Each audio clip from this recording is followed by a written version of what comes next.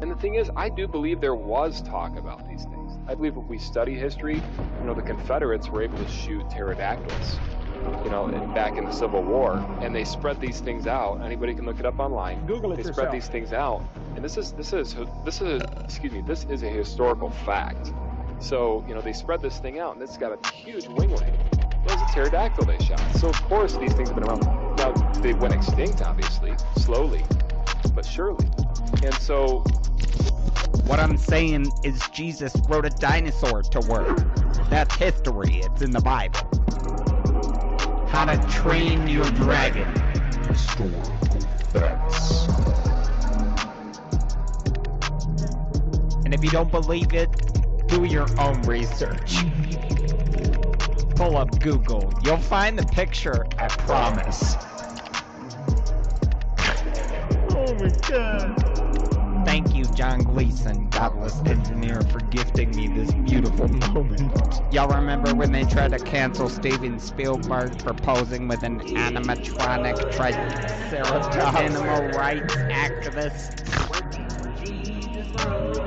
Back it up. Hit it from the back. Cloaca. Historical facts.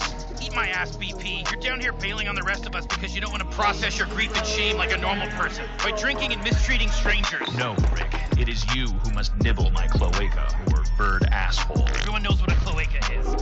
Back in the Civil War, and they spread these things out. Anybody can look it up online.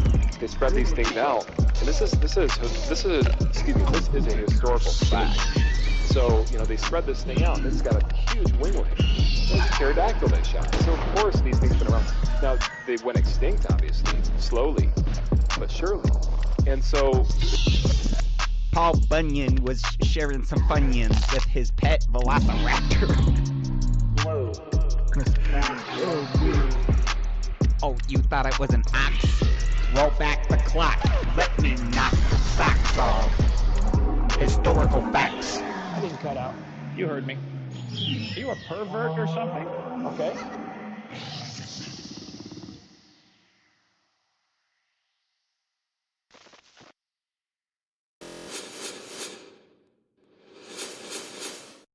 What's up, heathens? How y'all doing? Tonight, we're going to be going over a Christian apologist, a popular Christian apologist, by the way. There's no way that you can say that this is bottom of the barrel type shit here on YouTube, because this guy has over 400. The notifications are on. Shit. Thank you, Rudy, for becoming a member there. But you can't say that we're scraping the bottom of the barrel with this one, because this Christian apologist has over 400,000 subscribers on YouTube. So, his arguments have got to be spot on. Tonight, we're covering Mike Winger again, and he's going to be elaborating on why God allows children to get cancer. So there's no way that this can backfire on him. There's no way that any of this can really be bad for him. There's only going to be good things, obviously. So, if you heathens want to fuck around and find out how Mike Winger squares up children that have cancer with his particular omnibenevolent, omniscient, all-powerful God, then please stay tuned.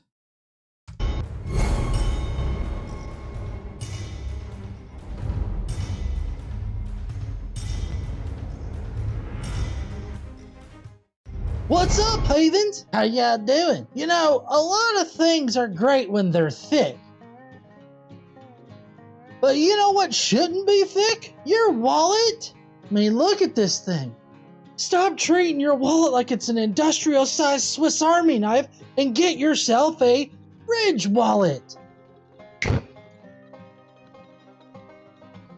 Just look at that size reduction. Instead of having a big old thing, now you got a little one. Ridge wallets can hold up to 12 cards and enough cash to make it rain. I have to say, I love the low profile of these wallets, because then when you sit down, it doesn't feel like you're getting sodomized by a boulder. Also, your cash and cards are easily accessible, so you don't have to stand there and awkwardly sift through the collection of receipts that you keep for no reason. Ridge is so so sure that you will love this wallet that they offer you 45 days to test drive this little motherfucker right here, or you can send it back for a full cash refund. Wish I had that luxury with my ex-wife. These wallets come with a lifetime warranty because they are made out of a very durable material. This would be a perfect Father's Day gift, and if you use the code Godless Engineer, then you'll get 15% off your order. They come in over 30 colors and styles, including this forged ember and burnt titanium. Get yourself a Ridge wallet today by going to ridge.com/Godless Engineer. All right, now go on and enjoy your show. Yes, thank you, Bro Cephas, for that little ad spot that we pay you with food. Anyways, Ridge actually has a really great deal going on right now for Father's Day. So if you want to go over there, get yourself a wallet, or get a father a wallet or something like that, or yourself a wallet. I think on the site-wide, there's actually 30% off right now on any of those wallets. So definitely go and check that out. But I'm about to get to the super chats that I've gotten. Well, I already mentioned Rudy as a member, but I want you guys to know that proceeds that we make off of Godless Engineer here, a portion of those go to some kind of charitable effort that we pick each month. And we've already picked this month, considering the fact that the Supreme Court's a total dipshit, it seems. No, well, not total dipshit, partial dipshit. Anyways, they're going to be overturning Roe v. Wade, and so we want to do something to help out, women's reproductive rights right now. And one of those things that we feel like we can do is donate to Bridget. Bridget is an organization that just helps with a lot of the expenses that comes with having to travel to a totally different state in order to get the health service that you need. So do super chats or become a member, and you too can help us donate to that very much needed cause. So that's where that's where a portion of all of the money that we make here is going this month. So feel free to send super chats in and everything like that. Like Ashley 12 that did a super sticker. Thank you so much there, Ashley. And then we got Quentin Van Booven who says, sending in my weekly tithe. Use this only for shitty things, or maybe just some beer. Well, luckily I haven't had to use any of y'all's money for beer necessarily. So I've been using my own money for the beer and stuff, but we have been donating pretty regularly and everything. We're just going to do the shittiest things, just so that you guys know. Yes, Casey in the chat said, watching and sharing is a great way to help us donate. So definitely consider watching and sharing tonight, especially with the fact that Mike Winger is going to prove within the first 30 seconds that he is better than his own God. So I can't wait for that. We got Mary Johnson, who sent in a member chat saying, excited to make it to the live stream for the first time. Thanks for all your work and education. I'm not sure if you can call what I do education. I just sort of sit up here, curse, and piss people off, and maybe provide a couple little facts and mostly my opinions and shit. So I appreciate the very kind words there, Mary. But anyways, so we've got a full show tonight. We've got Today I Learned. We got some dipshit comments, and we've also got some shitty ass science as well as the response video. So. Oh, we got Rudy Kisley. Oh shit, the notifications are off. Sorry there, Rudy. I just caught the tail end of that. I thought I had them enabled, but apparently fucking not. So sorry about that. Rudy Kisley says, as a pro-life ex-Catholic, I'm already super damned. Whew, aren't we all? We've all got a first class ticket to hell on the highway. I guess we're all riding on a bus on a highway to hell. I don't know. There's probably some choppers that are, riding that highway too. But anyways,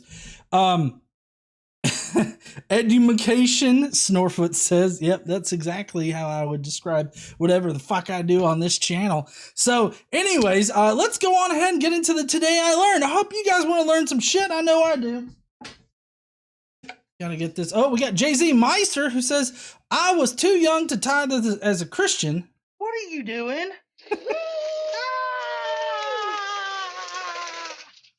I blew my load. I was too young to tithe as a Christian, so please take this atheist tithe. Please only do horrible things with it, like helping people. Oh, thank you so much there, Jay-Z. I really appreciate it. We will definitely use that to be shitty fucking atheist. But anyways, let's get on into the Today I Learned, shall we? Today I learned! Woohoo! Gotta really... I got the mic right here at my fucking ukulele, so I hope it's blowing your eardrums out. I can just see now everybody's eardrums start bleeding, heads start turning, you puke in every direction, and it's just me possessing everybody apparently. Anyways, let's learn some shit.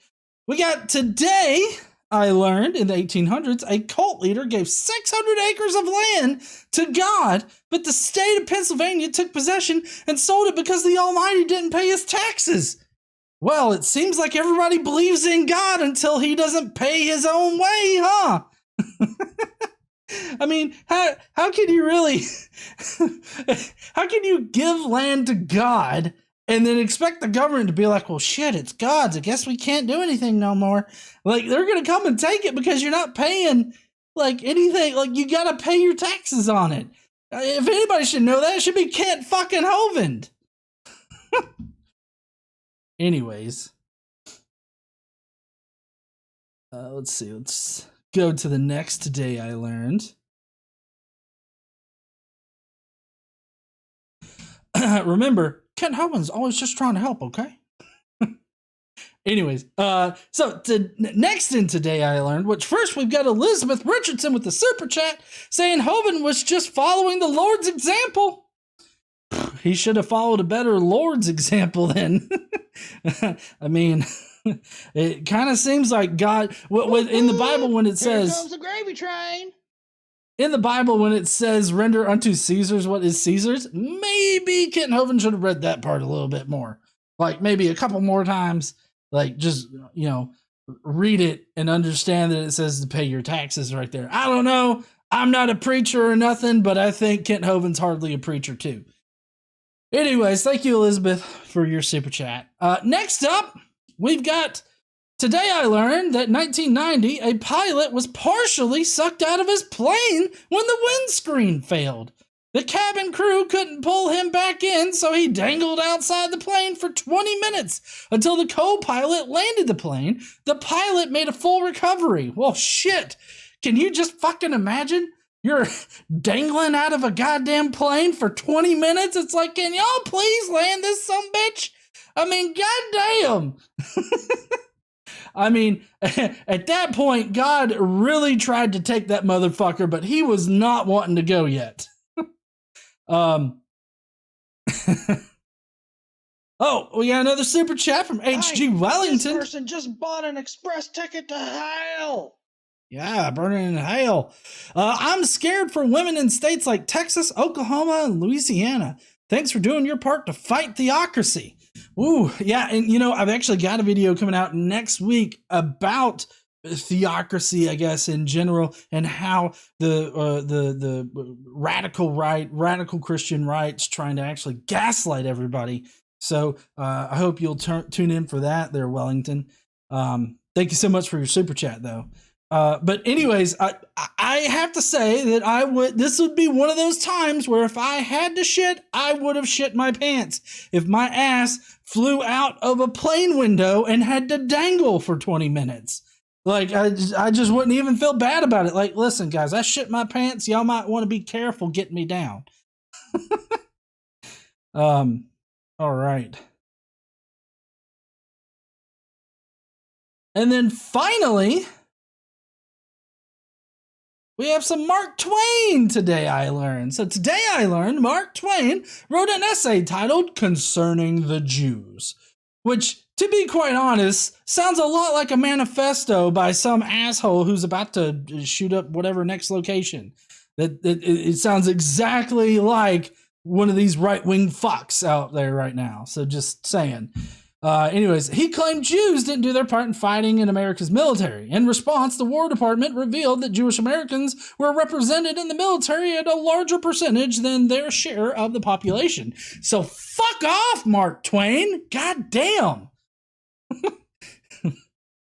I don't understand, like, what is it with white supremacy? Which I'm not saying that Mark Twain was necessarily a white supremacist. I don't fucking know, but I don't understand the link between white supremacy and like the Jews. Like, I get that that's one group that they hate just in general, you know, especially starting with the Nazis, but even before then, like, I just don't understand like that entire thing at all. Like, I guess I don't really get like arbitrary hate of like whole groups of people in the first place. So maybe that's part of my problem, but it just seems rather awkward to hate that one particular group in general. Anyways. All right. Well, that's going to be it for the Today I Learns. Y'all know what's next?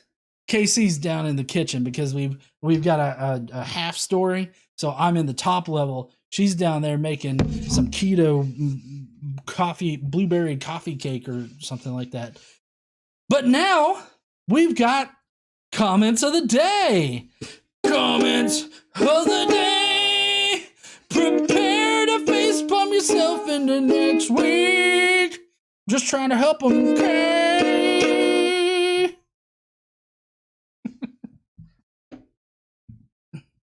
All right, let's get this first comment up here. Now,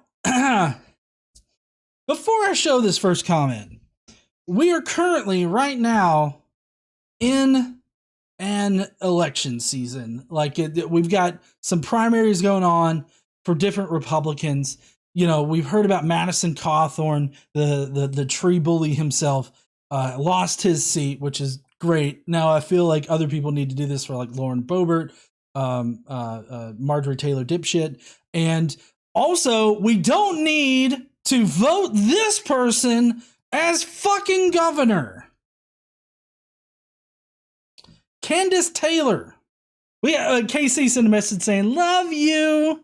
Aw, thank you, sweetie. I love you too. You're my favorite. But anyways, Candace Taylor. If you live in Georgia right now, do not vote for this dipshit. I don't know if you've been looking at anything, but she is not a friend or anybody that, even if you're throwing your vote away by voting on somebody, don't fucking vote for this person. She's crazy. She says, it turns out that the Buffalo shooter yesterday was a furry. In my list of executive orders, I explicitly addressed and received blowback for tackling the perversions of the furry culture. Twisting the minds of Generation Z must end! Sorry, I was choking on bullshit. Anyways, so yeah, like, I don't know if he was a furry. I did look this up a little bit. He was looking at some furry porn. So basically he was jerking off to like a dog with tits or something. And I'm kind of curious. Is she talking about restricting the First Amendment rights of some of the citizens in her state? Because, like, now, I'm not a furry, but I'm perfectly fine with people who are furries. It's not for me, but then again, not everything is for me. And that's what makes our country great, is that there's so many diverse sets of people that, you know, are living their lives the best way that they can. And some of those people like to dress up as furry animals and cosplay or do whatever in the fuck. Jerk off. Who knows? It's not hurting you. And just because this guy was jerking off to a dog with tits does not mean that everybody that does that is a harm or danger to other people. And, you know, this harkens on the whole right to privacy kind of thing. Like, I mean, come on. Why would anybody vote for this kind of crazy motherfucker right here? I don't know, but you definitely shouldn't. Well, of course, one of my main reasons for not voting for pretty much any Republican candidate right now can be summed up with how every single Republican candidate has the same three things that they list off as being the things that make them unique and why you should vote for them. Candace Taylor is no exception, okay? 1, pro-life, okay? 2, Second Amendment. They love their guns. If they could fuck the tip of a gun, they probably do. And 3, how conservative am I? I'm more conservative than the other conservatives. Those are the 3 things. And so, like, with the pro-life thing is generally mixed in there God, right? So you've got God, pro-life kind of stuff, and then the other things. If anybody has God as part of their political platform, they do not have your best interest at heart. They don't care about your best interest. They have their God's best interest. And that's it. And if you're religious and you're watching this right now and you're thinking, well, that doesn't sound bad. I believe in God. Surely they believe in the same God that I do, and I can guarantee you they do not. They believe in a different God than you in small, minute ways or whatever. I can guarantee you there are definite differences between your perception of God and their perception of God, and that is going to cause some problems for you. So if any political candidate puts God at the top or anywhere in their political platform, do not vote for them, because they're just going to legislate their religion. Anyways, moving on from this person.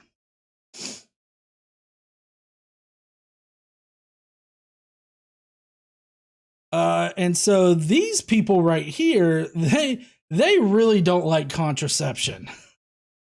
So they start out with open debate offer hormonal BC birth control is an abortifacient and should be banned. And then the person following up says, yeah, they should ban almost everything except condoms because most of them are abortificants of some type. And then finally, the third dipshit says, condoms lead to hypersexualized society and divorce sex from marriage and procreation. Condoms should also be banned alongside abortion and hormonal contraception. Maybe you should quit drinking all that beer, GE. Asexual atheist says dollars against Christian Sharia. Yeah. Thank you so much there, asexual atheist. But this is kind of interesting because we are kind of seeing some of this gaining traction in the legitimate political sphere. This whole idea of banning all types of contraception, even condoms. That has been mentioned in at least one legislature, or at least by maybe one person running for political office. But it's a very real threat at this point, considering the fact that they've managed to stuff the Supreme Court with conservatives and get it to a point where they'll overturn Roe v. Wade, overturn 50 years of precedent just because of somebody in the 1700s? Hi, honey. Made it. You made it. Mm-hmm. You're fine. I believe it was Alito cited somebody in the 1700s, and ultimately citing God and religion as his reason for overturning Roe v. Wade. I don't give a fuck about that, about what he thinks about his God. Okay, but considering that, this is not all that far off, and I think that it's something that we desperately need to be worried about, them banning contraceptions, contraceptive medicines and stuff. It's just so ridiculous to ban them, especially condoms, considering that condoms are more than just contraception, but they prevent the spread of STDs and shit. Like, they're just safe in general to use. So, like, whether or not you're having, sex outside of marriage, condoms are still useful. But these people want to force individuals into being completely abstinent until you get married, and then, and only then, should you ever have sex to procreate. That's what they want to force on the population at large. Casey says, whatever, I'm going to fuck whatever I want to, which I think is directed at me. But I mean, the overturning of Roe v. Wade means that the blue laws could come back. If you're not, if you don't know what blue laws are, they basically outlawed homosexuality. But more than that, even though the laws were used to target homosexual couples and homosexual people, they could just as easily be used against married couples or couples in general, couples that don't have traditional sex. You know, you're talking anal, blowjobs, anything more than missionary, all of that would be considered sodomy. So, and these are anti-sodomy laws that we're talking about. So that could get overturned. And it's just so fucking ridiculous. I know, honey, you will fuck however you want to. That's right. and how I want to. I'm a factor in this too. I'm so glad to hear that. 2 Timothy, what the fuck ever? Shut the fuck up. Jason Kolsak says time for the Chirac initiative. I don't know what that is. I'm gonna have to look that up later there, Jason. I'm not exactly sure what Chirac? Anyways. So next on the comments, we have, with the exception, I got to read this right. Sorry. With the exception of April, I have been donating 2 units of blood every month since the jab rollout. Several pediatric surgeons that know me reach out to me for my special plain Jane unjabbed blood for their critical neonate and preemie cases. Let that sink in. Alex, I'll take shit that never happened for 1,000. Press X to doubt. That's right. This is total BS. And even if it's not BS, just because, like, let's just say a doctor wants blood that doesn't have antibodies for COVID. I don't know why. It's not going to hurt anything. But even if they did, that doesn't mean that the vaccine is bad in any kind of way. It's a totally separate issue. Huh? Why do they want blood that's only clean from? I don't know. As opposed to any of the other vaccines. That's a good point there, honey. Casey just pointed out that, like, why is this vaccine in particular the bad vaccine when this person has more than likely been vaccinated against a whole slew of other things. So why not be vaccinated or why not want blood that's completely unvaccinated? I don't know. Oh yeah, Jason Kolosik that says a movie. Hey, ain't nobody gonna be fighting over this $5. It's all mine. A movie combo of Chicago and Iraq. Chirac,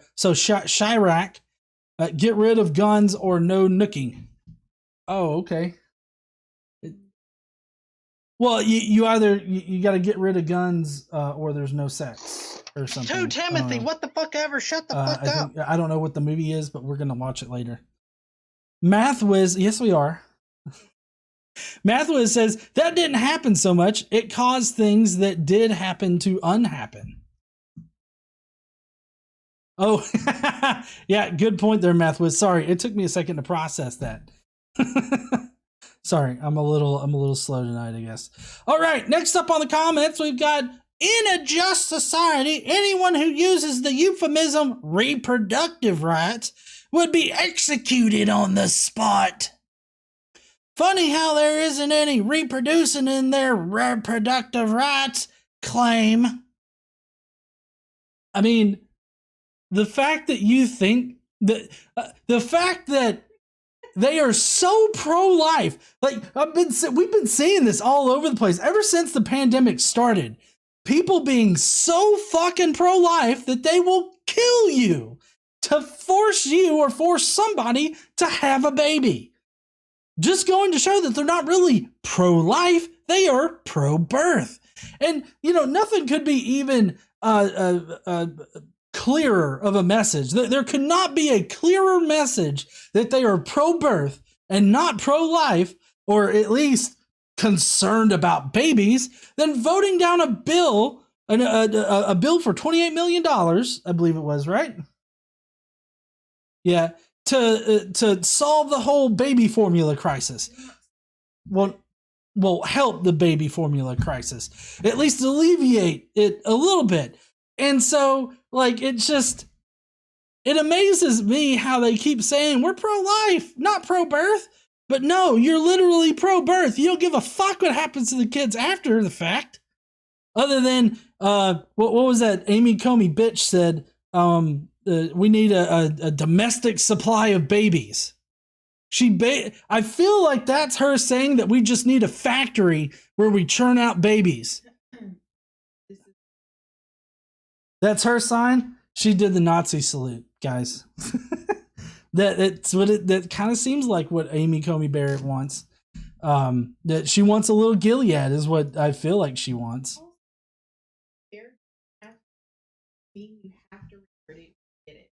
Well, right, and right, is a good point again, hun. The reproductive rights and everything is about your reproductive system, and you definitely have rights to your own reproductive system. So, I mean, right, you don't have to reproduce. Do you want to get on a mic? Okay.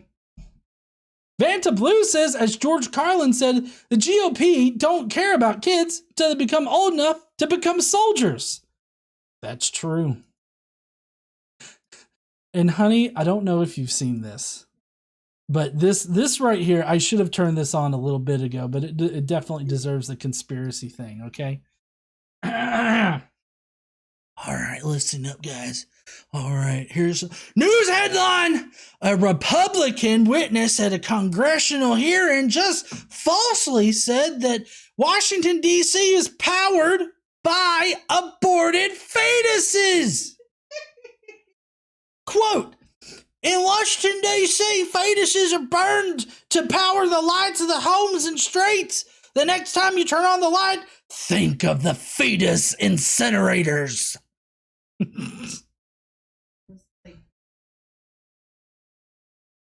I mean, it's at a congressional hearing. A witness at a congressional hearing said that.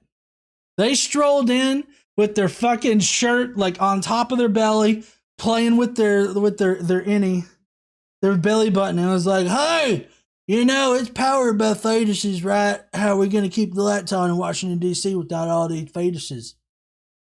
What? Don't shut up, Sharon! Fuck her. Y'all couldn't see it, but I did have my finger in my belly button. Anyways, this is just so fucking ridiculous. Kaden says fetus incinerators is going to be the name of my new band. That would be an awesome band name for sure.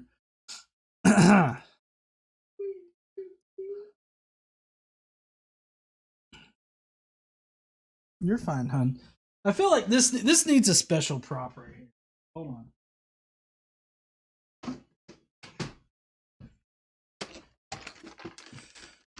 It's time, American Parent. Well, it's fucking yellow, so you can't see it. But anyways, this is a gun. It's time. I'm out of ammo. American patriots are ready to serve against all domestic enemies that infiltrated our country / government. We the people have the legal right to rise up like the South and rise again and shit. And rise up and protect our citizens, country, and our way of life per the Constitution. Yeah, we have the right to stand up against tyranny. Rise like the South again.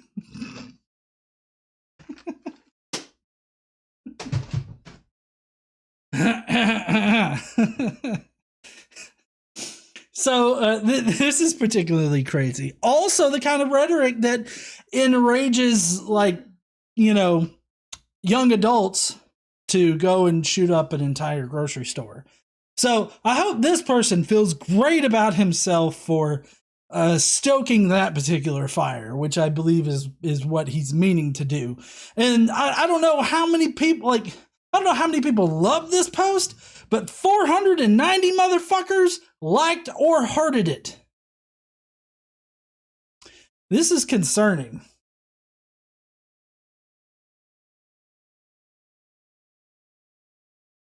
Oh, my drink's really good, hun. Thank you.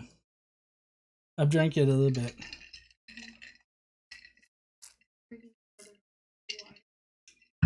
Good. I know, hun.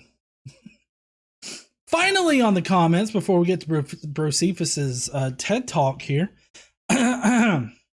we've got, if you believe the moon controls the tides of the fucking ocean, what makes you think planetary alignment can't control human behavior?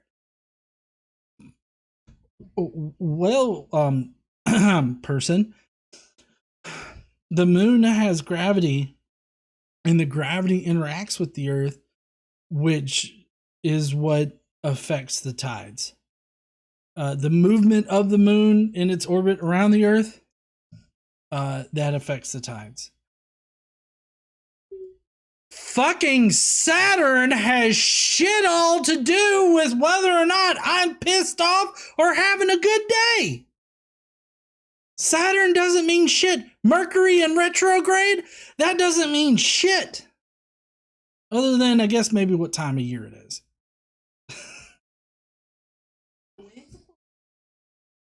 When it's a full moon, people be acting crazy. I think that's more like a psychological effect of believing the moon has an effect. Well, yeah, that's because they're scared of the werewolves and stuff. No, it doesn't, honey. Moon does not control us. Caden says, I don't think they understand the gravity of that situation. Oh, that's a smooth burn right there. But yeah, no, I don't believe planetary alignment has anything to do with your fucking mood or anybody's behavior. So I feel like that's just like grasping at straws. Huh? Oh, it's planetary alignment is a mood? Okay. You sure you don't want to get on a mic?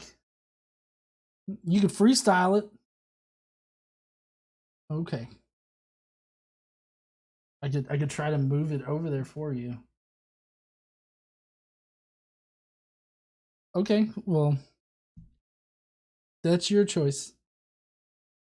I know you don't feel good. That's fine. But, I mean, they can't hear you, so it's a one-sided conversation. I sound like I'm crazy talking to myself in my crazy room.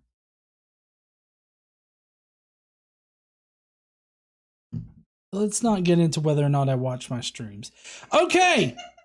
So, let's, are y'all ready for Brocephus? Brocephus has some interesting shit to say. Oh, we've got Who's Your Buddy, who says the only way the moon can affect my mood is if it's my beer was the subject to tidal forces.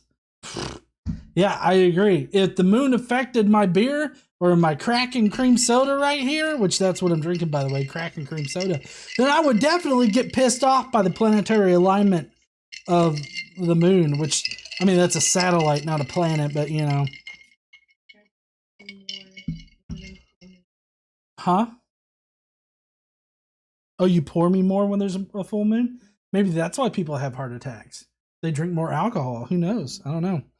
Anyways, let's get to Brocephus' TED Talk, shall we? Shitty ass science!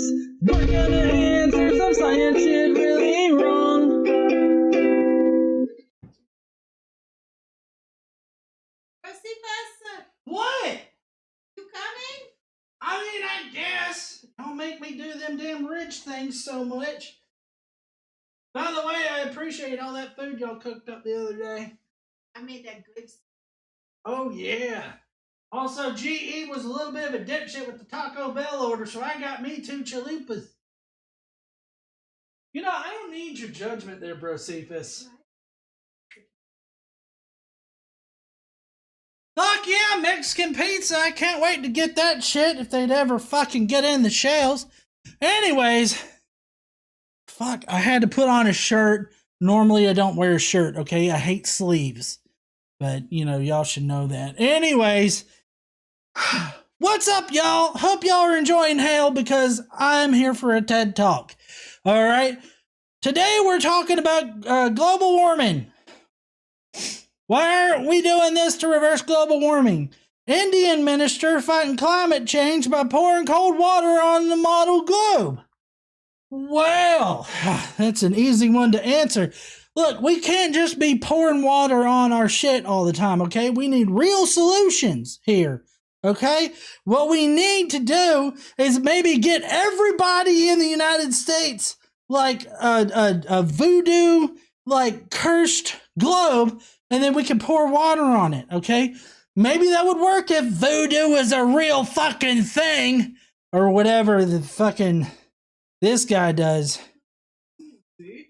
Who do you voodoo, bitch? It's definitely not God and Jesus. You need Jesus in your life, okay? You gotta suck on that Jesus dick and then he'll cool shit down.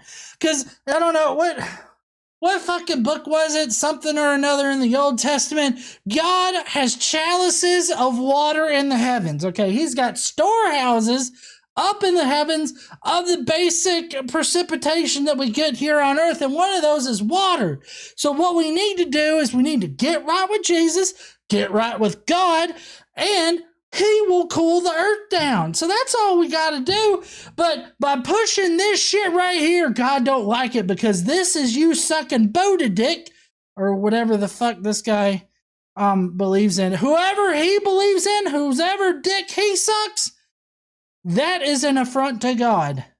And he don't like it none. And that's why the world is heating up because God's getting pissed off. He turned the AC off. And that's why we have global warming. And why water on a globe will not help it because voodoo ain't real. Or whatever in the fuck this guy believes. I don't know. Apparently it's some kind of voodoo-y shit. Because if the model Earth there was supposed to have some kind of effect on the real Earth, then I would assume that it's enchanted. But this isn't D&D. Okay, that ain't real. And God hates D&D too. Mostly because it's pretty fucking complicated and it just seems like, you know, play a video game or some shit. I'm just saying, like, if you got to break out notepads and, like, have a script for a board game, maybe you've taken it a little too far. I don't know. That's probably a hot take on the D&D crowd, but I'm just saying, Satan definitely designed that particular game. I got to tell you. Anyways. All right, well, that's going to be it for me today. Don't suck whoever's dick this guy's sucking, and I will see you heathens later. Well, probably not. Y'all will be burning in hell. Bye, y'all. Let's see. Oh, fuck. Hold on. I forgot. I got to give the signal to GE. All right, I'll see y'all later. Fuck off.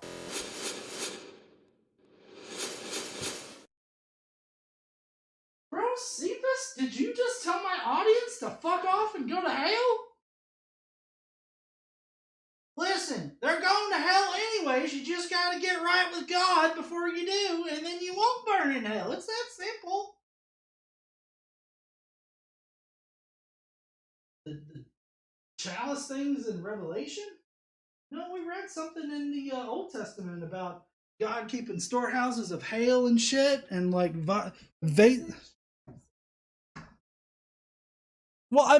that's what Bro Cephas said. He don't know his own Bible. They had like a vase or a vase of like water is what God had or some shit. You know, donating this much makes me drink Daniel more. M says, David says good night. He wanted you to show everyone his grad pic. Oh, your grad pic. I don't have that on my, it's on my phone there, David. I don't have it on my, anytime is a good time. On my, on my computer. Whew. Excuse me. So sorry about that there, David. David looked really awesome. He graduated from preschool. So I hope everybody in the chat can say, great work there, David. And David, I hope that you enjoy the summer, bud, because once first grade starts, it doesn't stop until 12 years or more later, and nobody likes that. Deuteronomy? Apparently Deuteronomy has yeah. Oh, the ones that give wind. What about the hail? Job. That's the one that we were reading. Job is the one that we were reading and had that made me think of that at least recently is what.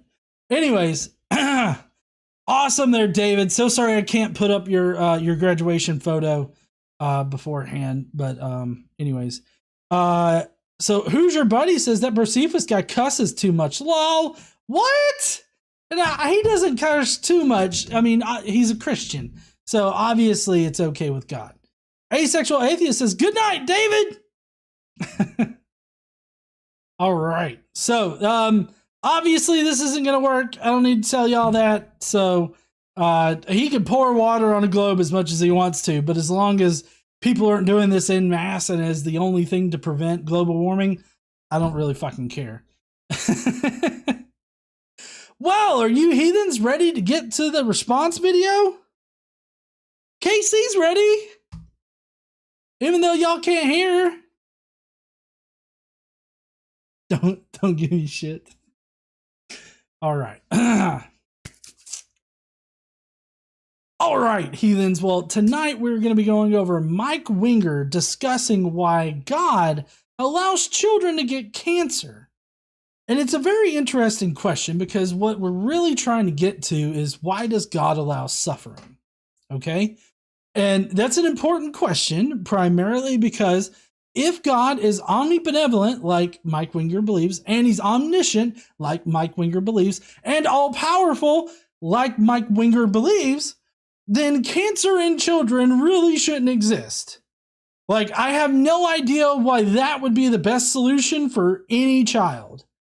If God can't come up with a better solution than to give somebody cancer, like, Mike Winger would obviously believe, then, I feel like he's not all-knowing, or at least he can't think of a better solution for whatever fucking plan he has. So it seems to me like it's a very important question to ask, considering the claims of Christianity. And I feel like you've got to answer one of two ways. You could answer in a way that shows that you're better than your own God.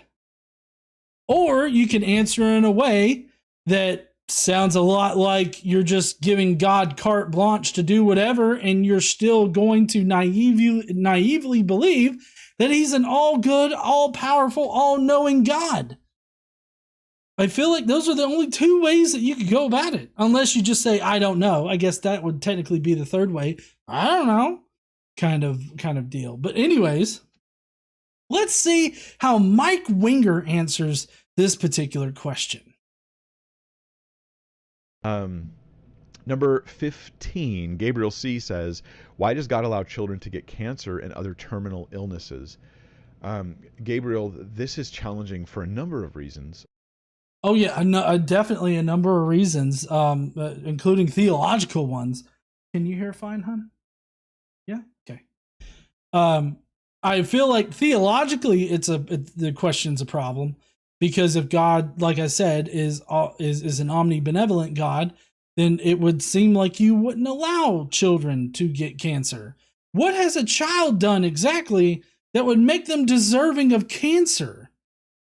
Now, on a naturalistic perspective, cancer is expected to happen because nature doesn't give two shits about anything in nature.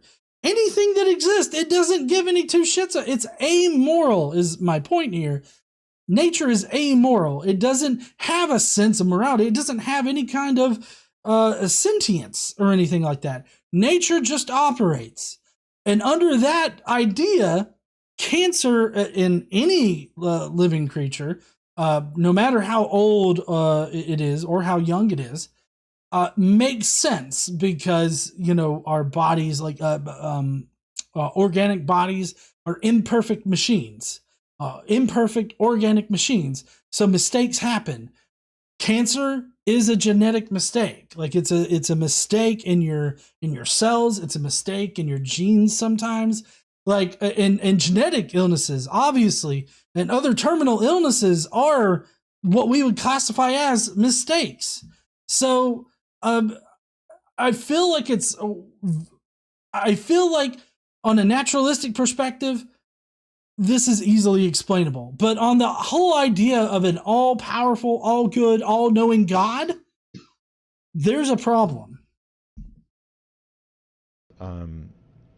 But I want to challenge you a little bit as well. So I don't know why God allows children to get terminal cancer and other illnesses. And if you just asked me, Mike, you want to snap your fingers and stop all that from happening, I would probably do it in a heartbeat. 28 seconds.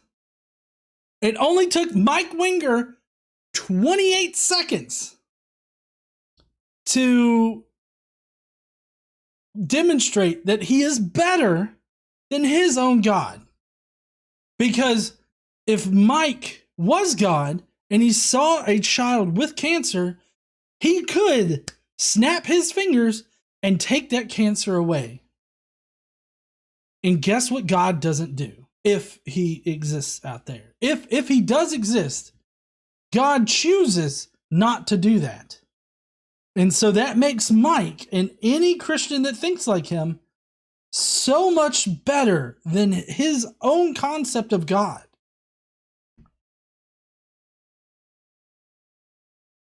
So this puts us in a frustrating situation.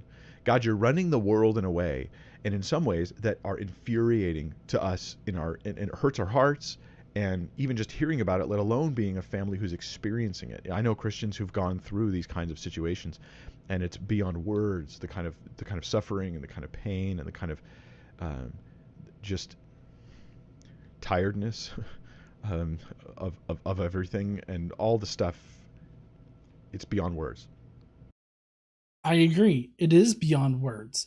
And I think that it's a horrible thing that happens. But again, on a naturalistic worldview where God isn't a factor, where there's nobody there to snap their fingers and magically cure people of cancer, that kind of thing happening, suffering happening, is well understood. That is just a fact of reality, that suffering exists, and there's nearly nothing that we can do to prevent suffering from existing. It will always exist. And I feel like introducing a God that could conceivably stop all suffering with a Thanos snap of his fingers, I think that gives you a lot of problems. Like, there's a lot of problems in inserting that kind of idea into our reality. Because then you have to answer, well, why doesn't he do that? Why does he allow suffering? Why does he allow these horrible things to happen?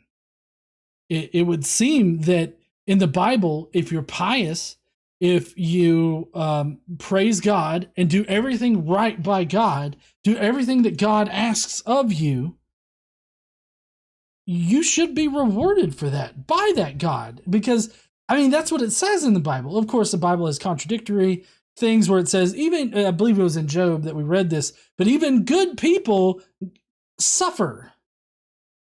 So it kind of seems to me like if the Bible is to be taken to be representative of reality, then doing everything right for God should mean that you're not struck with illness, that you are prosperous, because that is the message that God communicates through his book.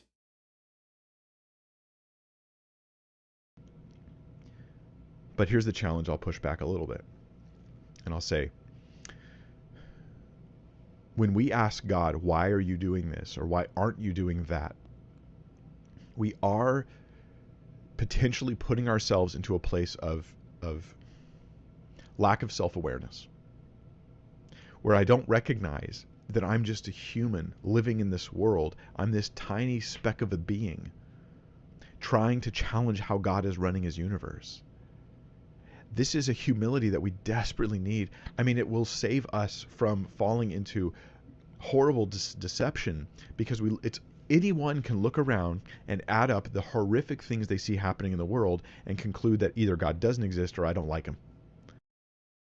Well, yeah, I mean, I would think that would be an easy math equation to do. Like, Sally got cancer at the age of 3, and then she died at the age of 3.5. Like, what was the point in that, God?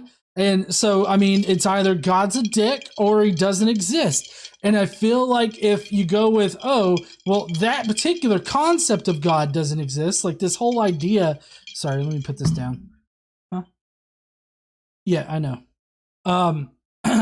This whole concept of God, being all powerful, all knowing, omniscient, and omnibenevolent, I feel like it has to go out the window for you, and you have to figure out a different way to believe in God, or I guess go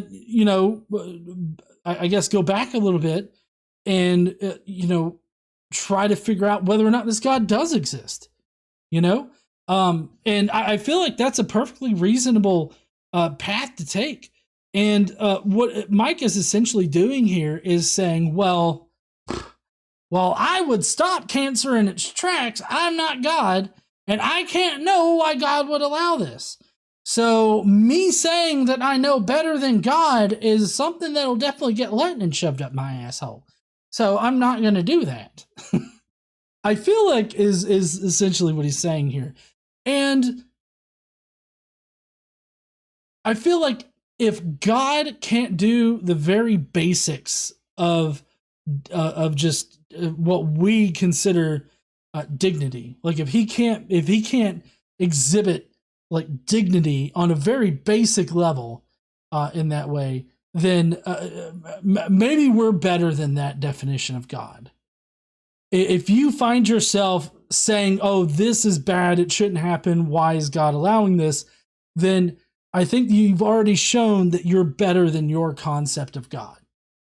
And you need to figure something else out, because I don't know. I really hate this whole idea that I'm not God, so therefore I can't criticize God's decisions. I can definitely criticize God's decisions. I know what decisions I would make. I know that I wouldn't want somebody to have cancer, and if I could solve that, I would. And I don't consider myself omnibenevolent in the least bit, but I seem to be a bit closer to omnibenevolence than the Abrahamic God, because I wouldn't allow that. Anyone can do that if they feel like they have the place to make the proper judgment. So let me give you an example. Me and my wife like watching cooking shows, and we were watching Iron Chef, which I think is a real fun cooking show. And we're watching this show, and one of the complaints about Iron Chef was, I don't think it's still running. Or maybe it is. I don't know. We're watching reruns. And one of the complaints about the show was that the judges, you have these incredible chefs cooking, but frequently the judges, it'll be like one or maybe two real food critics who know food, and then it'll be like an actor or like a producer, like some random famous person. And they'll look at the food and they'll judge it poorly. Now the chefs are incredibly skilled and they make it really well. And then I've seen people look at the food and they go, oh, well, it's just kind of weird to me, It just kind of tastes strange to me. Like I haven't had that before, and I don't know, what's this sauce called again? And the thing is they're judging, and this is what struck a lot of people as odd with the show, is that they have these famous people for ratings who are judging expert chefs to see who is the best expert chef in this scenario. I don't blame the famous person for saying yes to go on the show and have a good time, but the producers of the show should have known better. Like somebody should have been like, hey, you are not in a place where you're informed enough to make a proper judgment about this issue. And so what I'm going to suggest is, when I evaluate and look at the world, I'm not in a place to make an informed and right judgment on God, on how he's running things. Not in my knowledge, I don't know enough. Not in my wisdom, I don't understand things well enough, even the things I do know. Right? And not in my perspective, because I'm looking at it from this moment. And I can't tell you how many times in life I've grown out of a difficult season and I look back at it so differently. When I was sorry, I've let him go on for a little bit here. And I feel like this is sort of like an argument from ignorance, except he's attesting, well, I'm ignorant of this, therefore I can't judge it. But you know, the problem is that he's assuming that there is a good reason, he's presuming that there is good reason for a child to have cancer at this point. He's claiming that he doesn't know the reason and he can't fathom the reason, but somehow he knows that God has given a child cancer for a good reason. Except he's not explicitly saying that. He's like tiptoeing. He's tiptoeing around that particular answer. He doesn't want to step on it and say that answer, right? He doesn't want to do that. He wants to tiptoe around it. He doesn't actually want to say, well, there's a good reason for a child to have cancer. I just don't know what that is. But he's proposing it in a way that makes, I guess, is a little detrimental to him, saying, well, I'm just ignorant. I'm a lowly human. I don't know why God would do this. But, and this is something that, you know, I learned from my therapist when dealing with my own personal struggles. And that's when I was having trouble. Hold on. We got a super chat from Jester saying, so if I go to your restaurant, you'll tell me I'm not qualified to judge the food because I'm not a professional food critic? Quit drinking all that beer, G. Apparently. Like, if you're not a professional food critic, then apparently you cannot judge a restaurant's food to be good or bad. I mean, KC has much better taste buds than I do, and there have been a few places where she's been like, this is not even food, John. Why are you eating this? No, you're fine.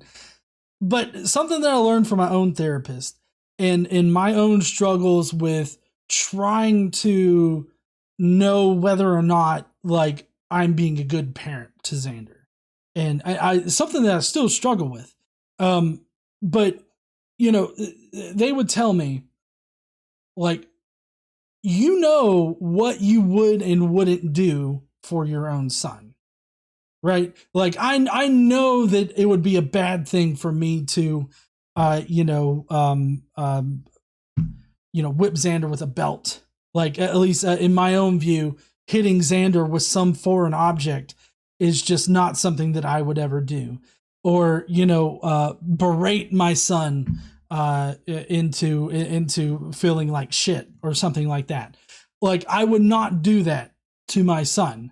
And so in order to relate whether or not, like, what I experienced as a child was good or bad, my therapist told me, well, would you do that to your son? Would you do this to your son? And if I said, I know what I would and wouldn't do and the reasons why. And so using that, I can judge how my parents treated me. I can judge as to whether or not, my parents were good parents or not, or whether I deserve to be treated like that. And I feel like this can be transposed onto this situation because Mike thinks of his God as a parent. And if you're sitting there saying, I would not do this to my child or to my family or anything like that. Like, if I could take that away from them and have them not experience that, I would. But then your parent, as he would relate to God, my parent, he does do that. Then I feel like you have the answer to your question as to whether or not that parent is a good parent. And at least on your own your own experiences, on your own subjective view of things, I think that you can definitely compare and contrast and determine whether or not that God is omnibenevolent. I don't think that you have to know everything in the universe in order to understand that a child with cancer simply cannot be the best solution to anything. And if you're all-knowing about everything, don't you think that you could come up with a better way to do whatever you needed to do, have whatever plan that needed to happen, and have it occur like that? Like have it occur in a different way? Don't you think that somebody that is all-knowing and omniscient and everything like that would be able to do that? If he's not, then he's not omniscient.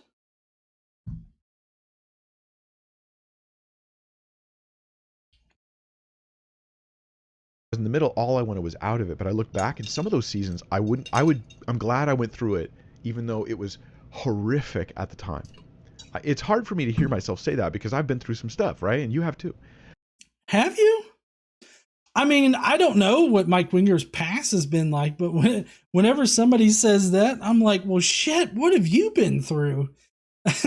Because, I mean, I wouldn't say that I've been through some shit. I mean, I've had some experiences, but I wouldn't be like, man, I've been through some shit, and then take a long drag on a cigarette, kind of thing. Hey, like, y'all know what? Any time is a good time for a beer. That's right. Daniel M says the same God that feeds the birds and shit. Yeah. But I'm kind of curious what Mike Winger is about. I mean, of course, that's his own personal thing. I unlike so many Republicans, believe in privacy. Wizard of Oz says today on Iron Chef, the secret ingredient is. You should quit drinking all that beer, G.E. Cancer. And then there's a cry face, and yeah, that's kind of horrible, but it seems like it seems very apt for this particular video. But anyways, my own curiosity is kind of piqued about this, with Mike going through so much shit. So I hate that he had to go through that shit. And I know that I'm better than the Abrahamic God, because if I could snap my fingers and Mike wouldn't have gone through that shit, even though I'm not exactly a Mike fan at all, I would still opt for anybody not to have to go through whatever kind of shit that Mike has had to go through. Some of that stuff I look back and I go, gosh, if I could undo that, I don't know that I would. It brought so much character into my life and other things that happened, other goods, even though that was bad. And so, well, just because some good things came about because of some bad things doesn't mean that the bad things weren't bad, or that the bad things, these bad situations and events and things that happened to you, needed to happen. There are plenty of ways in which for you to have gotten those good results.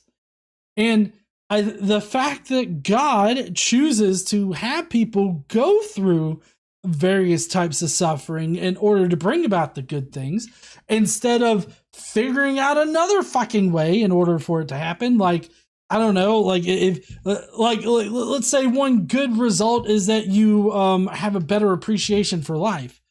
Oh, well, do you think that maybe God could have maybe changed some other things in your life to where you would come to that good conclusion without the need of whatever kind of suffering you went through? Like, I feel like I feel like if God is all-knowing, then that is no problem for him.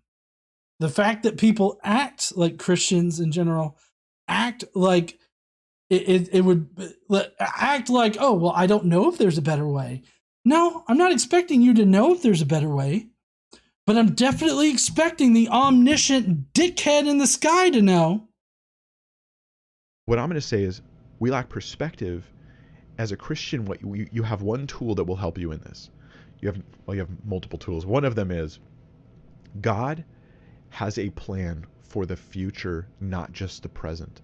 And if you evaluate the present, like the current condition, like say kids getting cancer, like that's the whole story, then you just think this is ad infinitum, right? It's always going to go on this way forever.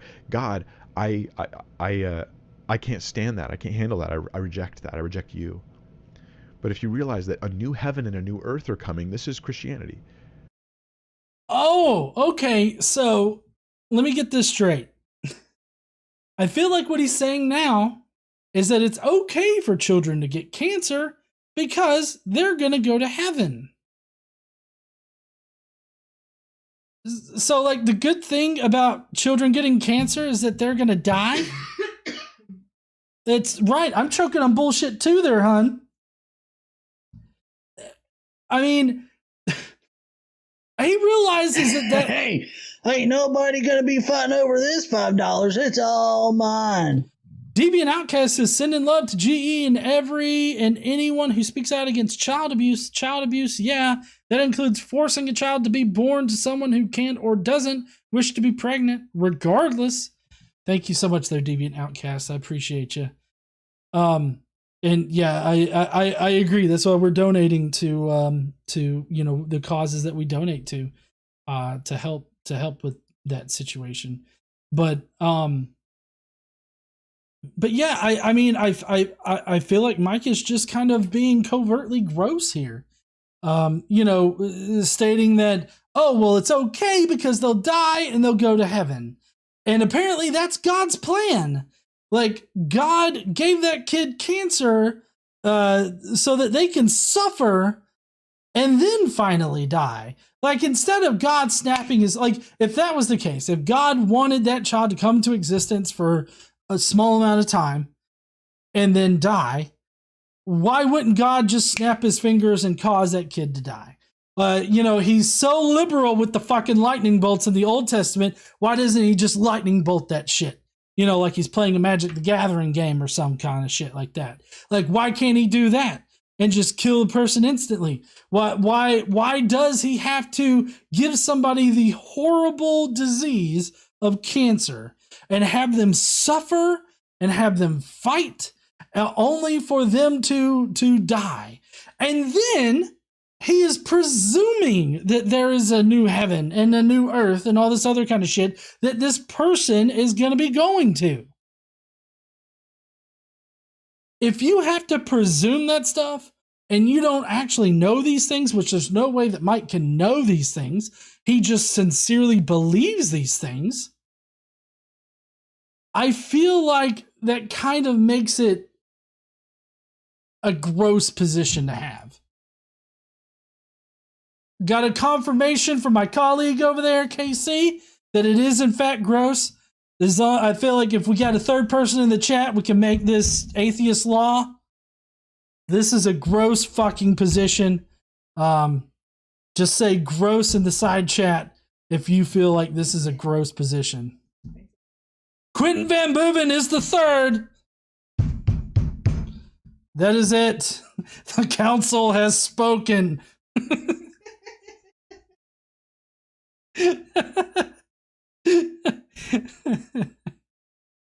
If Christianity is true, a new heaven and a new earth are coming where righteousness dwells. Well, you will see that child that had cancer living in fuller life than they ever even would have had on earth.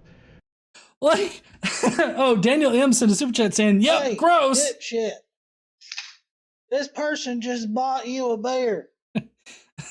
Sandy goes, Casey's gross law passes.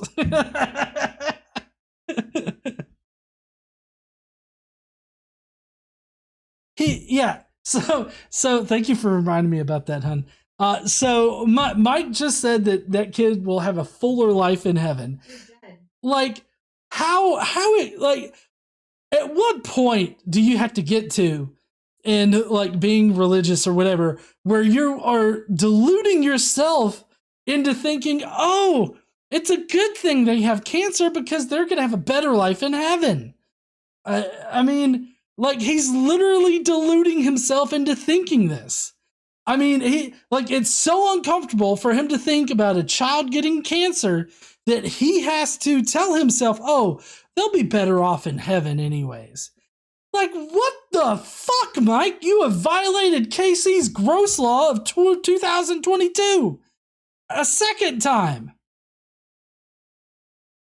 You'll see them running and playing and having relationships and enjoying the best existence there could be. What fucking Bible are you reading, Mike? That's not what heaven is in the Bible. That's not what the Bible says about heaven. Heaven in the Bible is 24/7 on your knees praising God. You know, donating this much only makes me drink more. Daniel M says, let's not forget the full life is spent sucking God dick for eternity. Right, exactly. They're not running and playing with other children. They're having a relationship, I guess, of some sort, but they're praising God 24/7 up there in this new heaven and new earth. So, I mean, he's literally making this shit up. He's like going to this is Mike's happy place. What? Yeah, this would be Mike's happy place of seeing this kind of shit. Like, it's like, oh, it's so. You okay? Your arm exploded? Oh. Oh, Casey was trying to double fist some dicks, and her arm hurts from the jab she got.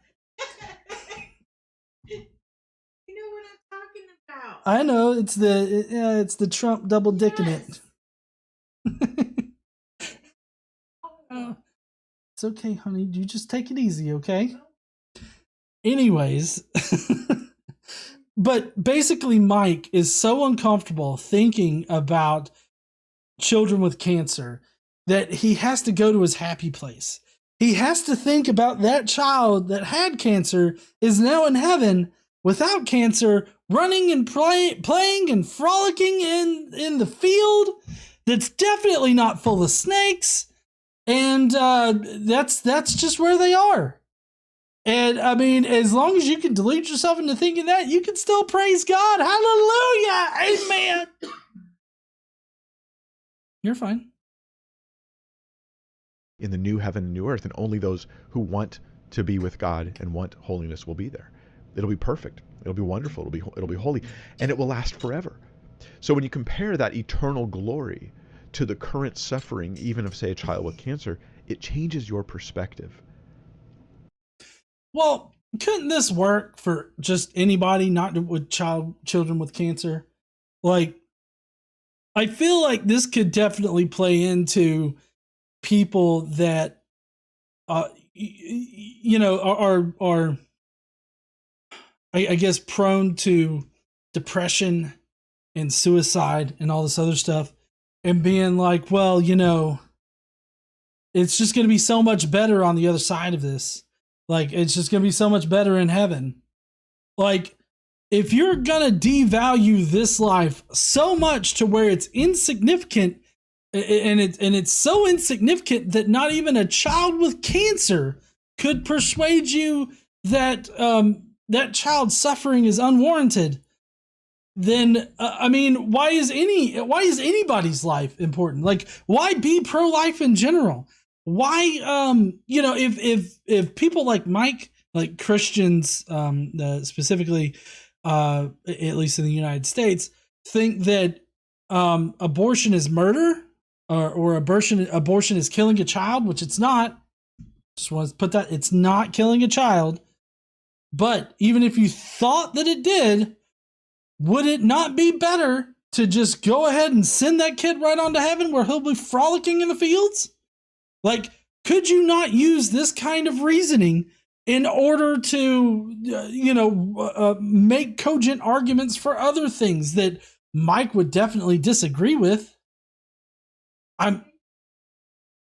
Babies can't frolic? Fetuses can't frolic neither.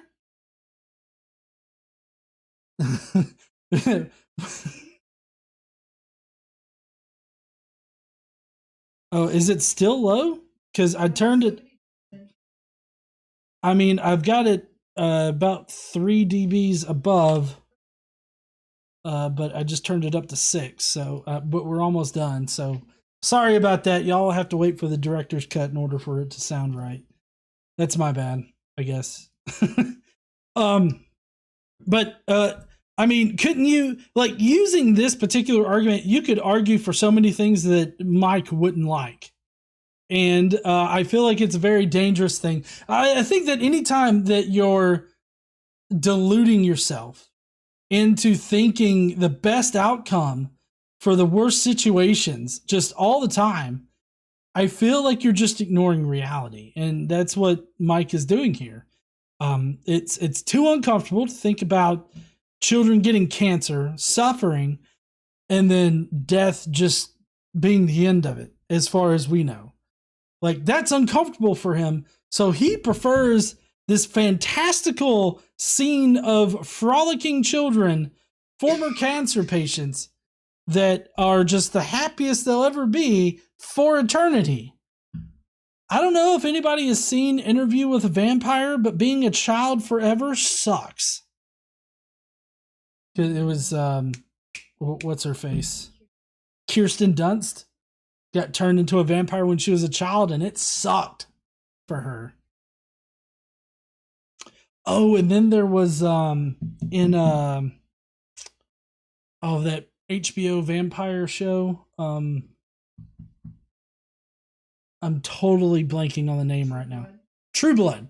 On True Blood, you had the redheaded girl that got, Jessica.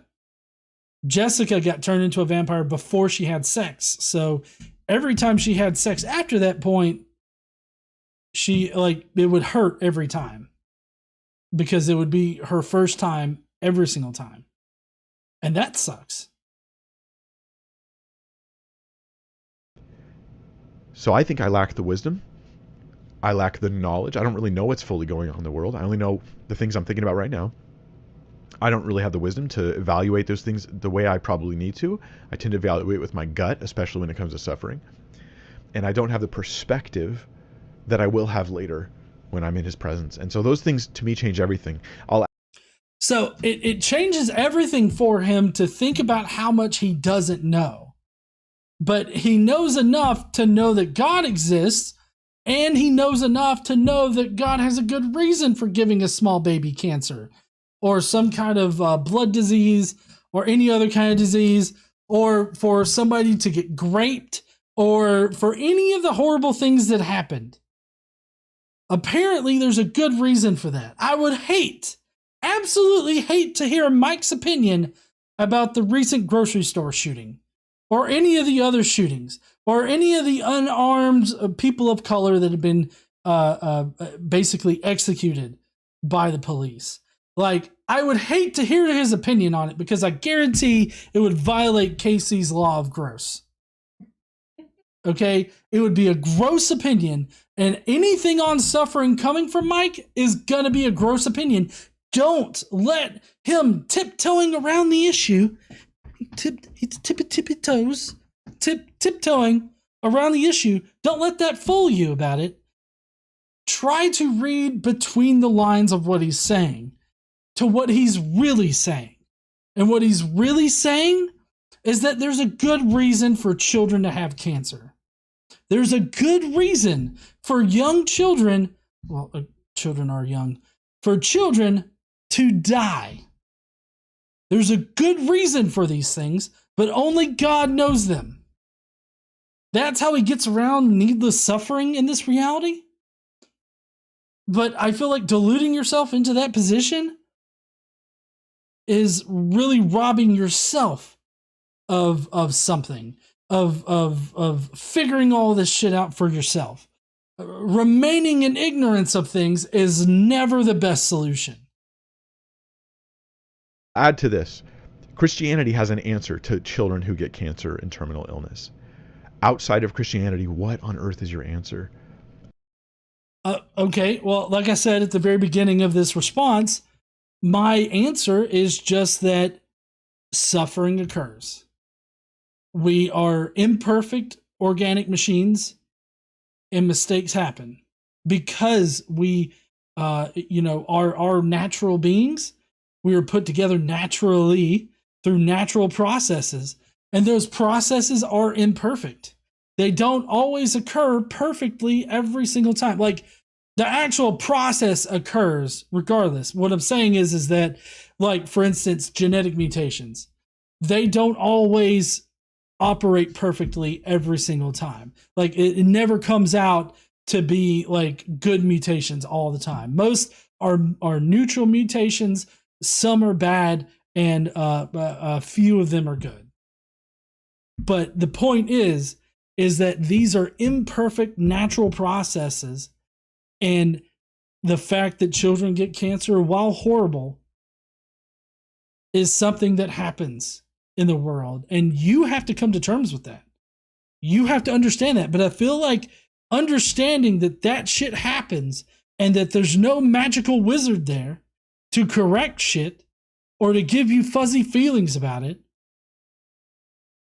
it motivates people to solve those problems, to solve that suffering, to try and make sure that suffering doesn't occur to other people. I think that that's what motivates people. Of course, you don't have to be irreligious. You should quit drinking all that beer, G. Of course, you don't have to be irreligious in order to have that kind of drive. You could think that, God wants you to do this. God wants you to end that particular suffering. That's perfectly fine. But what I'm specifically talking about is Mike's position of fooling yourself into thinking that there's a magical wizard out there that's allowing this stuff to happen. He could stop it. He chooses not to. And while you don't know the good reason, you know that there's a good reason for it. And it all ultimately doesn't matter, because we're all going to the new heaven and the new earth anyways. I get Christians all the time that are telling me that, like, atheism is nihilism, that this life has no meaning to it, and everything like that. Where is the meaning to life on a Christian worldview in this particular aspect of the Christian worldview?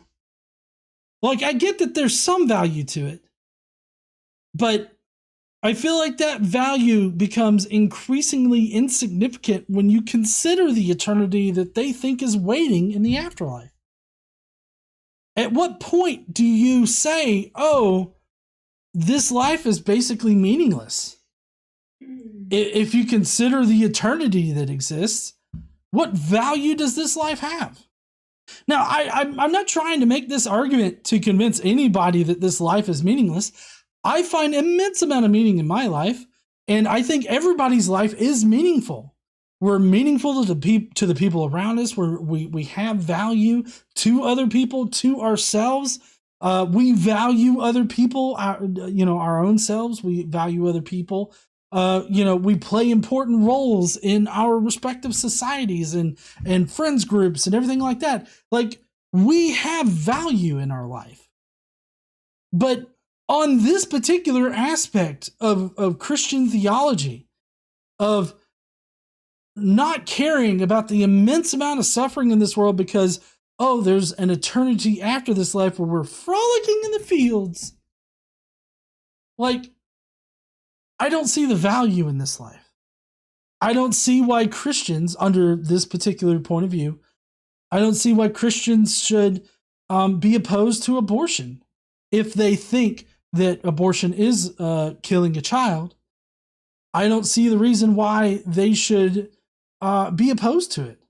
Millions of frolicking. Right. There could be millions upon millions of frolicking fetuses in heaven. I mean, they didn't even, most fetuses, actually, blastocyst, collection of cells, whatever, didn't even get to the point where they could even consider God or Jesus. So obviously they've got to go straight to heaven, right? There's nothing that they did, right? So, I don't know. I'm rambling at this point, but that's going to be it for his video. Fuck you and your gross opinion, Mike. Anytime anybody wants to act like, a Christian apologist just is the cool, friendly Christian apologist, I guarantee you they have an opinion that's just gross. Anyways, I'd love to hear what you heathens think about Mike's opinion. Do you think I'm off base with how gross his opinion is? I mean, we had multiple people, confirm that it was indeed gross. So I believe KC's law of gross is going to stand for the test of time here. But I'd love to hear y'all's opinion. So leave that in the comments below. Also, smash that like button if you like this kind of live stream. And I got a couple of super chats to get to, but before everybody heads out, hey, ain't nobody gonna be fighting over this $5. It's all mine. But if you're leaving out right now, I'd really appreciate it if you smash that like button and subscribe if you like this kind of live stream. Don't forget to stand up and use your voice. Bye, heathens. But don't go just yet, because we got the Skeptic Mafia comments to get to. If you don't know, Skeptic Mafia, the Skeptic Mafia, are the memberships here on this channel. If you join at the Mafioso level, then you get a chance to, one, pick the video that we get to review. So tonight's video was picked by the Skeptic Mafia, which I thought was a great video. Got to highlight how gross Mike Winger still is and everything. Maybe you should quit drinking all that beer, G.E.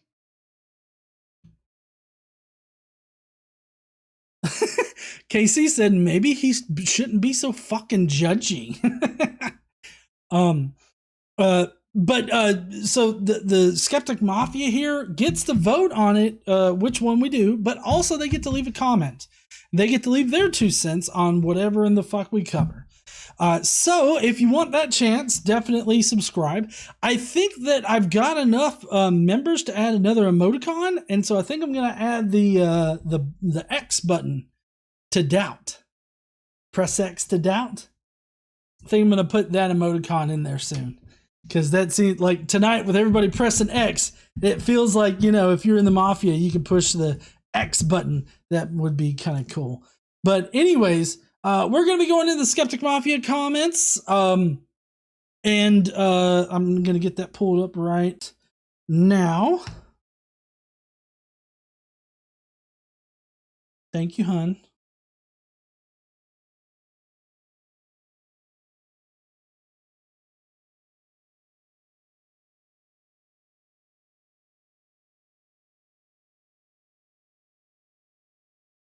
Niet.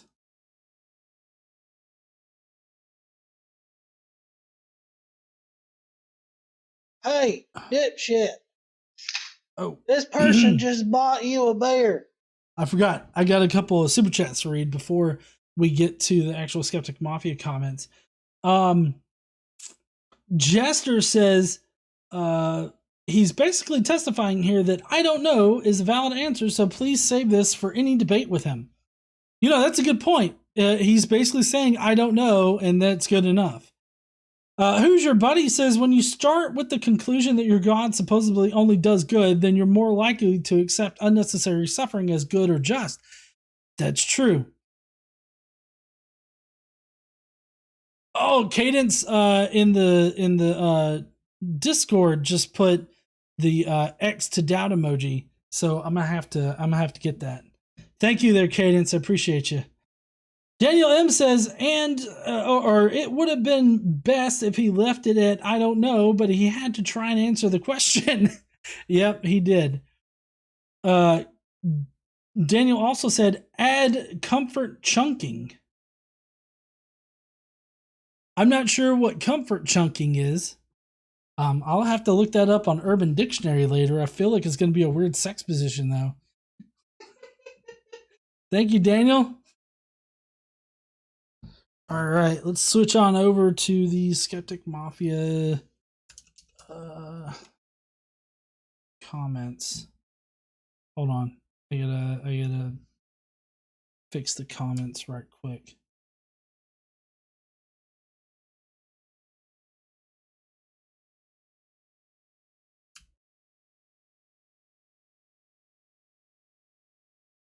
Okay.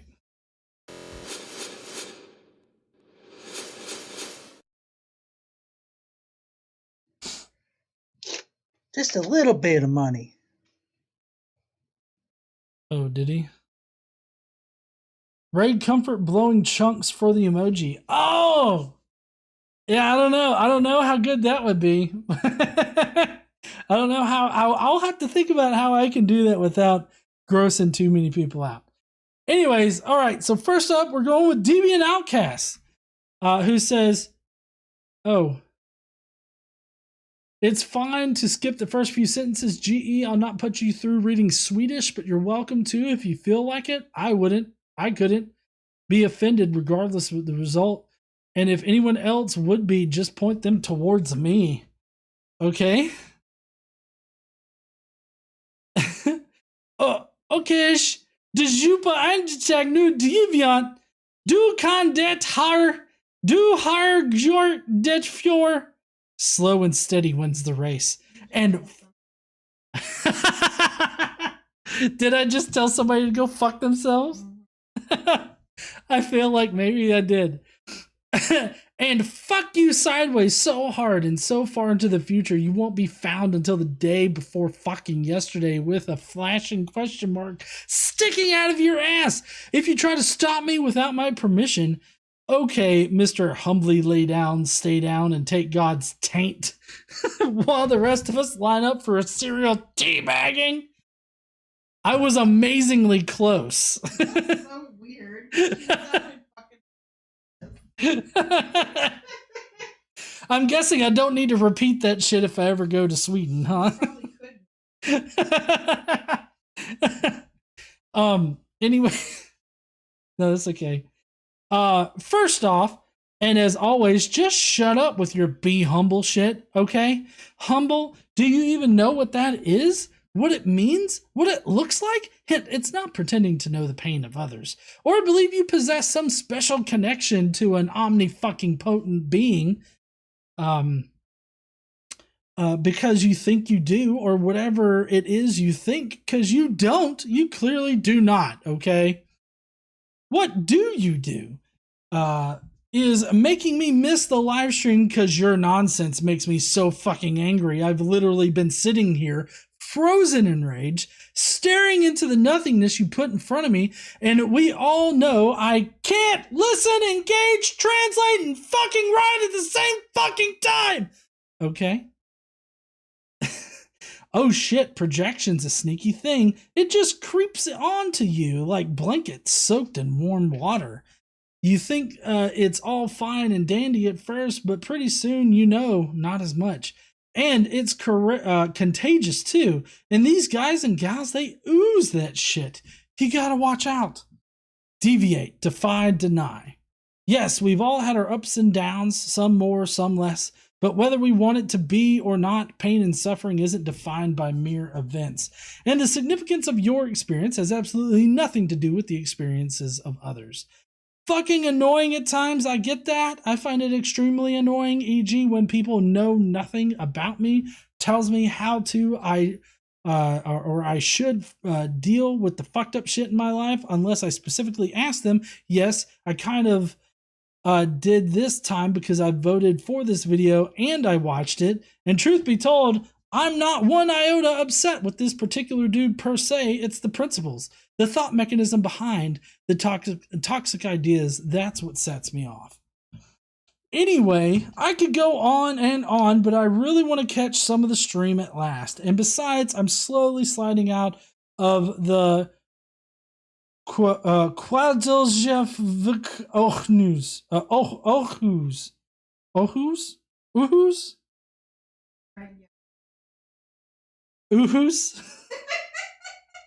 It happened. Rolly chair went away. My legs went the opposite way. My ass went in sideways, upwards, backwards, left way. Desk, unlike morality, religion, the earth, and everything not my desk stayed fixed. Hands free-willed in the last demand effort to, oh yes, send to me a Q angel choir sign, a sign, officially, allegedly, for me to shut up and tell you all out there. Send all your love to GE, join the Skeptic Mafia, and live the dream while listening to the excellent podcast, okay? I said okay? Good, at ease, Love, lick, like, share, and stay safe and stay sane. Cheers. Thank you so much there, Deviant. I appreciate you. Also, I can almost nearly read Swedish. I don't know what I've said. Probably told someone to fuck off. Phonetics. Daniel M says, wow, that took a long time to say, who the fuck are you to question God? So he makes an analogy using chefs. Okay, let's run with that. If Gordon Ramsay makes a cat shit souffle garnished with cat piss soaked litter and the banquet and the bouquet of aromas that go with that, I don't want to hear this guy bitch about it. He just needs to shut his lip and eat that cat shit made from Gordon's own personal pampered cat. That probably will inherit money us poor folk only dream about. Maybe next time pick a better analogy or join the Skeptic Mafia. GE can tell you all about that. So there's a podcast that we do about every other week right now where we cover like current political news. So if you want to get that, then you can join the Skeptic Mafia at the, I believe it's at the Mafioso level is where you get the podcast. The shill level just gets you the emojis in the side chat, which will include the Press X to Doubt in the future. So it's just you bitching. It's just KC bitching. If you want to hear more of KC bitching, join the Skeptic Mafia. That's all the promo that I need. You want to hear KC bitch about shit? Join the Skeptic Mafia. I think it's a perfect promo. People are like, I want to hear what she's got to say. Fuck. So much better than GE. Jester says, wow, Mike, I'm going to have to give you partial credit for almost giving a genuine answer to this.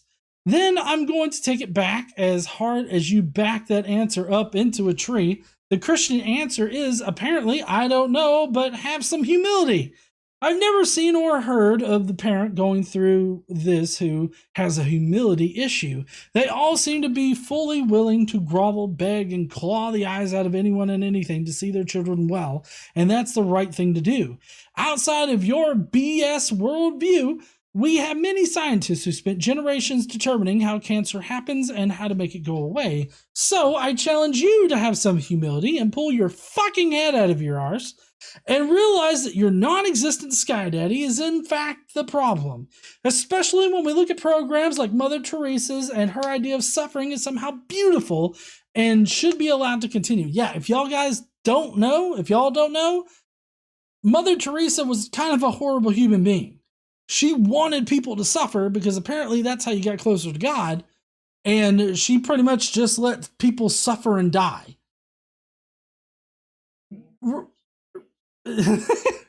So Casey said there's nothing kind about her being a wretched bitch. Oh, there's nothing kinda about being a wretched bitch. So yeah, she definitely was a wretched bitch. Thank you, hon. Next up is Alex Baranowski saying, does this guy think that his dramatic pauses as he's giving an explanation enhance his argument? There was really no substance to his video. Is he really saying that childhood cancer is fine because the child gets to go to heaven afterwards? What if the child isn't raised Christian or is too young to come up with an... 2 Timothy, what the fuck ever, shut the fuck up. Or is too young to come up with an adequate assessment of the issue and decide whether or not to be a Christian? Why do kids get free passes and not adults? Insert one shill here. See everyone tonight. So the shill would be, we donate to great causes here.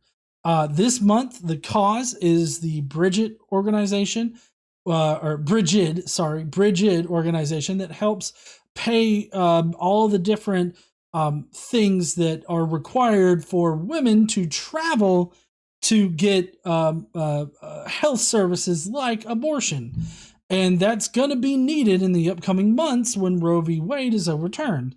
So we want to put our money towards that this month. We got Jester Lord of Fools that says, here's for more bitching from KC. They want more bitching, honey. See, they like you better than me. We hear him every single fucking day. We want to hear more of her.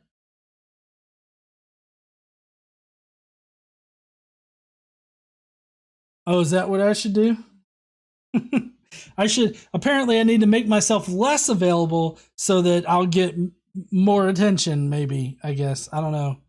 Anyways, Quentin Van Booven says, I don't even know how to respond. We are in a place to judge if we can think of a better way, as God is supposed to be all loving, all powerful, and all knowing. So, like, if we as mortals can think of something better, then we can judge. GE, insert a generic shilling. This guy's indexing at 1 as a person. So make sure to index at 0, else be like him. Yeah. So if you guys don't know, what else could you? Part of the Skeptic Mafia thing is that you get access to all those cool emojis, which we're going to be expanding with the press X to doubt emoji. That getting there. With the press X to doubt that Cadence gave to us on our Discord server, which I believe there's a Discord link in the description. I'm going to make sure that works. If it doesn't, I'll get one put in there. But we do have a Discord server if you want to join that and join in on the conversation there. I don't get on there too much, but I do sometimes. People can attest to my frequency.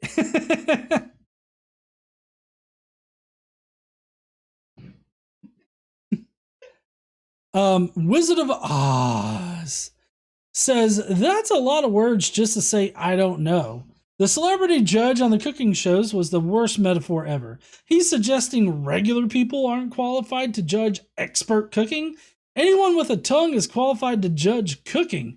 And guess what? If a regular person thinks your food tastes like shit, your food probably tastes like shit. I couldn't agree more there, Wizard. Thank you.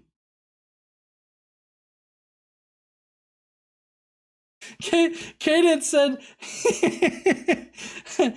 he gets on Discord about as much as he posts Mafia podcast. You know, I'm going to get back into the habit of doing a Mafia podcast every single week. It's been a little difficult here lately. We're going to get it back into the original schedule, I promise. Zoomy is next. Zoomy's got some ASCII. Zoomy says, why does God allow children to have cancer and other serious illnesses? Maybe because he doesn't exist. Because if he did exist, he's an asshole. And this is the part where I usually do ASCII time, but I recently upgraded to Windows 11 and it changed how Notepad configures things. So I'm going to use one of my older ones that still works until I reconfig the entire file. You are blessed. Here goes ASCII. Ma'am. Or sir. You are blessed. A big fuck you with dollar signs. Yeah, that is very special for Mike. Because seriously, fuck your God. If she, he, it, they, them, was, were, then, there, whatever even exists. Because if they do, they're beneath contempt and not worth worshiping. I'd much rather worship the YouTube gods because at least they do deliver likes, shares, and subscribes like you should be doing. So go ahead and give that like button a huge wet lick, and don't forget to comment, subscribe, mess with all the fancy buttons. Hell, go ahead and just give your phone one huge sloppy wait, ring ring. Yes, yeah, I know. Love you too, bye. So my lawyers are telling me not to tell people to lick their phones. Anyway, enough shilling from me. Exit stage right. Huh? Yeah, Casey says, you love your lawyer? Hey. The biggest dick of a lawyer. Huh? Dick. Yeah, but that's why you love them, is because they're a big dick. Like, thick. We're not talking about the same thing. You want a Johnny Depp lawyer is what you want. Yes, I do. I absolutely do. I want the biggest bitch in the court. Iris Sark. There we go. This isn't difficult. If God is an all-omni God, he can do anything. If he made a plan for our salvation, he could have made that plan that didn't include suffering. Omnibenevolent part is what I think makes this necessary. I hear, but what if the suffering has a bigger purpose we can't see, and it will cause a better outcome we don't understand? My response isn't that if God is omnibenevolent and omnipotent... Yeah, I'm fine. I had a burp. He could have come up with a plan without suffering. He didn't, so he's either an asshole, or he's not all omni as described, or he's just not there at all. My money's on the last one. Thank you there, Iris Sark. Then we get I Heart Dogs, who says, now I'm sorry I voted for this. I have no words for this crap. I'm angry and disgusted. The law of Casey's law of gross strikes again. Thank you, I Heart Dogs, if you happen to be listening to this. Tricksters next up saying someone asks why kids get cancer. Mike actually admitted that he doesn't know something. Then he starts pulling stuff right out of his butt and still not answer the question asked. Why do kids get cancer? Because some people are not chefs and don't make good food critics. Going by what this douche canoe is saying, kids have to suffer with cancer so that they can better praise the thing that gave them cancer for all of eternity. When part of your argument is if God exists, your argument loses a lot of weight. If Bigfoot exists, if the Yeti exists, if invisible, intangible, universe-creating pixies exist, I think we see the point. Is anyone surprised that this guy didn't actually answer the question asked? Yeah, I didn't think so. Like, subscribe, and share this. GE, this guy really hurt my brain. I am dumber for watching this. You will have to help me out and put a generic shill. I think I'm going to beat my head against the wall till the stupid I heard here is gone. Bye, heathens. So as far as a generic shill goes, we've got content that comes out every single week. Liking, sharing, watching the content all helps us donate to shitty fucking causes like we've mentioned here tonight. And being part of the Skeptic Mafia helps us donate to these shitty causes too. So if you want to help be part of the solution to, whatever in the fuck is going on in this world, then consider liking, sharing, subscribing, watching, and joining the Skeptic Mafia and just doing all that kind of shit. Next up is SN Baumong, who says, is it just me? Or did it take him 5 minutes to basically say God works in mysterious ways and dodge the whole point entirely? Yeah, that's a good way to look at it. It also seems to me that the whole bit at the end about a new earth and new heaven comes with an intrinsic admission that God fucked up and therefore cannot be omnipotent or omnipotent, or omniscient. On a more serious note, I'd say cancer and other similar diseases where the body basically just destroys itself for no good reason are simply an example of how biology is the result of imperfect processes without an end goal. Boom! Yes! That's what I said. Next up is Jonathan Hanachek, who says, what in the fuck did I just listen to? Can I please have those few minutes back from the stupidity I just heard? No, I can't. Fuck, okay. Well, in that case, since I can't make a coherent thought right now on the stupidity that is just fucking heard, I'm hoping that Godless Engineer can decipher the stupidity so that I can possibly make it better understanding of the stupid. What's not stupid, that's joining us here and becoming one of the mafiosos are higher, and by higher, I mean being able to enjoy conversations with John and decipher the stupidity even better. On that note, don't forget we have a Bible podcast that I truly love because the more I learn, the more stupid I find. And I think my favorite one to date is when they say that they're made in God's image. I asked him, why the fuck can I see them? Remember, GE is almost always right too. Hi, Casey!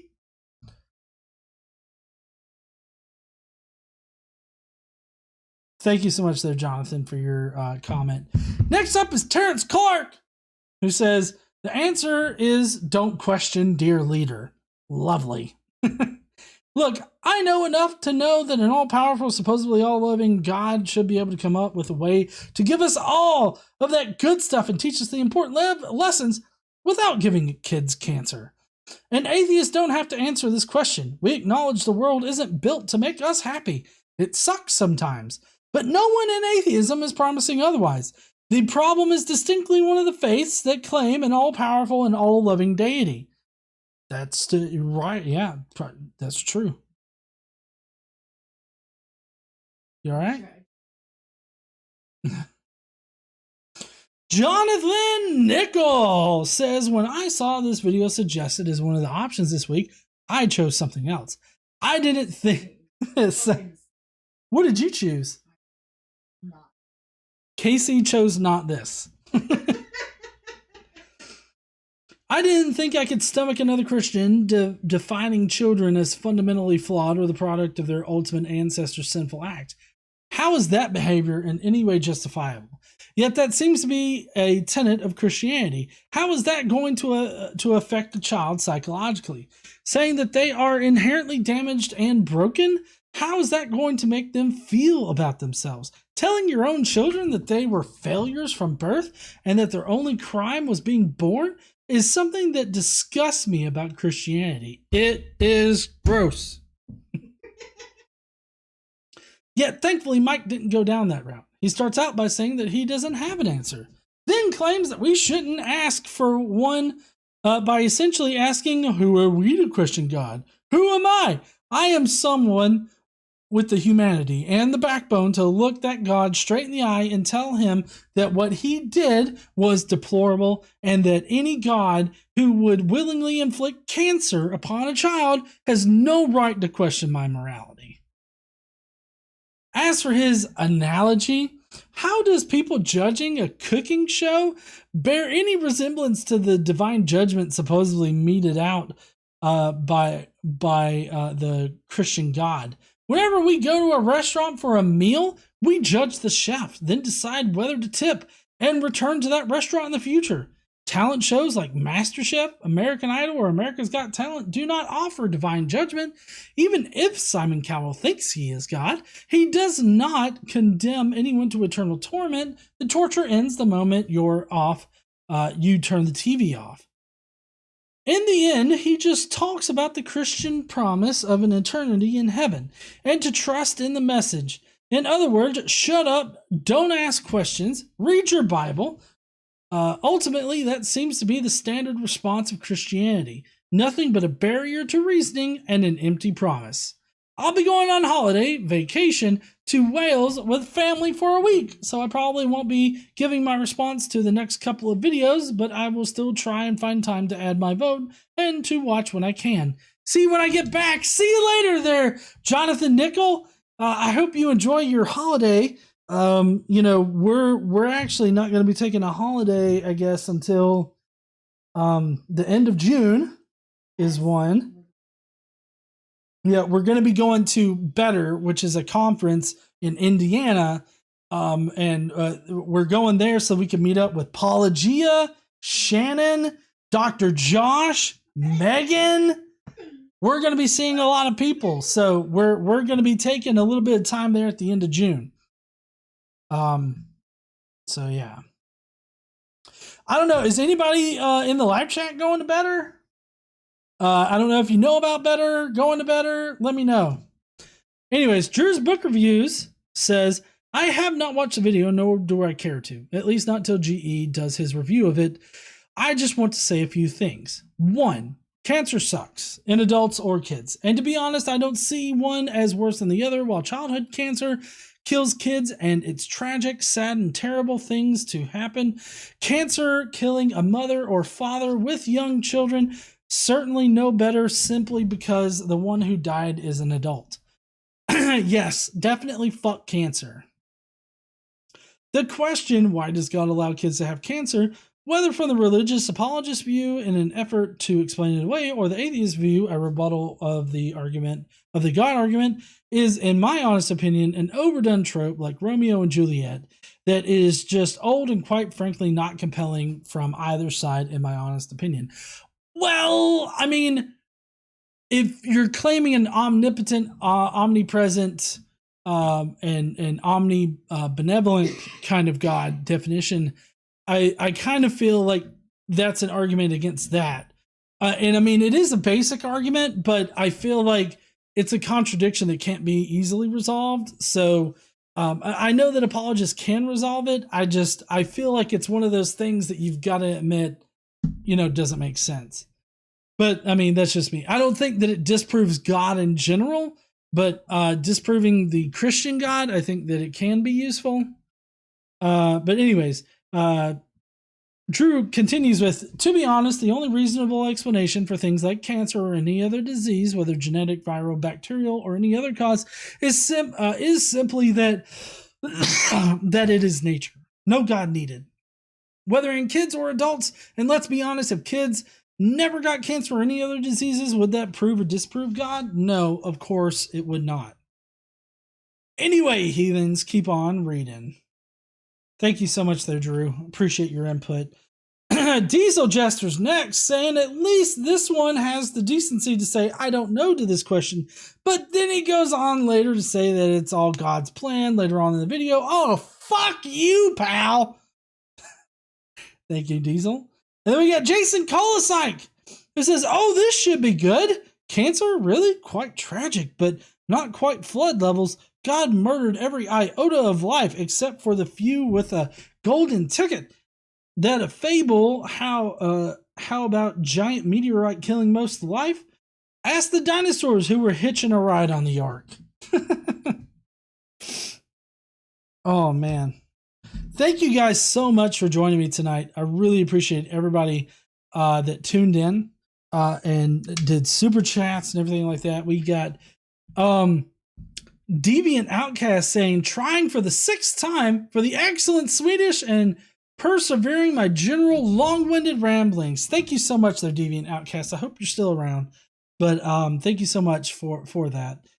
And then we get Daniel M, who says, Mother Teresa is a wretched bitch. However, she makes an appearance up in our cinnamon rolls once in a while. It is pretty hard to wipe your ass with those things. What? Who wipes their asses with cinnamon rolls? Nobody. That's a waste. Yeah. Thank you so much there, Daniel M, Deviant Outcast. Everybody that did a super chat, you guys are awesome. I appreciate everybody so much for watching, sharing, subscribing, and all that kind of good shit. You guys are awesome. Now, next week we've got another full week. Depending on how KC feels on Sunday, we may record a Mafia podcast. We'll have to see. There's definitely enough. Oh, and how I feel because I'm getting my jab tomorrow. But I mean, I didn't get affected like you did last time, or well, how you're being affected now. But anyways, on Monday, we've got Frank Turek, who's going to defend creationism against the claim that it's just a God of the Gaps argument, but he only uses God of the Gaps arguments to defend it against God of the Gaps arguments. That was a tough title to come up with, I gotta say, because it's like really long and shit. But anyways, we got Frank Turek on Monday. We're going to be having some PragerU on Thursday, talking about whether or not we have a secular government. And then, we're going to have other videos during that week, during that time. So definitely tune in then. Just to let you guys know, we do have some sort of unscheduled, scheduled type of live streams that are going to be coming up next week. And I haven't told you this yet, though, honey. I'm actually going to be talking with Nicholas Suter. You know, Nick Suter. I'm going to be talking with him about some mysticism. Drinking all that beer, to and our channel. Yeah. So we're going to be talking with Nicholas Suter, who, if you guys don't know Nick, you'll get to meet him. He does End Time here on YouTube. And then we're also going to be talking with Derek Lambert from the Myth Vision podcast. And that's probably going to be happening the last week or first week, last week / first week of June or May / June. And so we'll be doing that. And then in July, the first half of July, we're probably going to be having Carrier on to do a discussion with somebody. I'm currently working with Derek Lambert to have a really good discussion between two academics about the historicity of Jesus. So if you like that particular topic, we got some great shit that's going to be coming up soon. So I hope that you heathens will, stay subscribed for one, but also stay tuned for all the coming greatness. And make sure you comment on videos, share them out, and everything like that, so we can continue to do shitty shit all the time. And before you leave out, please smash that like button and subscribe. It would really help us out here, if you do like this kind of live stream. And hey, while you're doing all that, why don't you stand up and use your voice? Bye, heathens!